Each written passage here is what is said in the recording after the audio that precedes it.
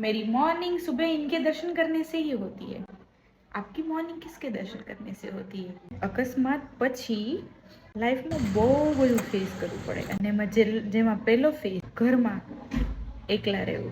2 દિવસ પણ મમ્મી વગર રહેવું હોય તો બહુ જ અઘરું પડે। 3 દિવસ ઓલરેડી જતા રહ્યા છે। જોવાવાળાને એવું લાગે કે બહુ ઇઝી છે, પણ ખરેખરમાં એટલું ઇઝી હોતું નથી। रात को अगर जोर से सुसु आई, नींद में होते हैं और एक पैर से कूद के जाने में गिर जाते हैं, और मम्मी के बगैर तो ज़्यादा टफ रहता है। गिर जाए तो कोई उठाने भी नहीं आता है। गुड मॉर्निंग, મારું નામ એમ્પ્યુટી नीना है અને હું અબોની एम्प्यूटी છું। और जब भी मैं वीडियो बनाती हूँ 21 काम आ जाते हैं मुझे। इतना दिमाग लगाया, 200 टन का झटका दिया और तभी एक स्क्रिप्ट याद आई, और स्क्रिप्ट में भी कुछ समझ नहीं आ रहा था।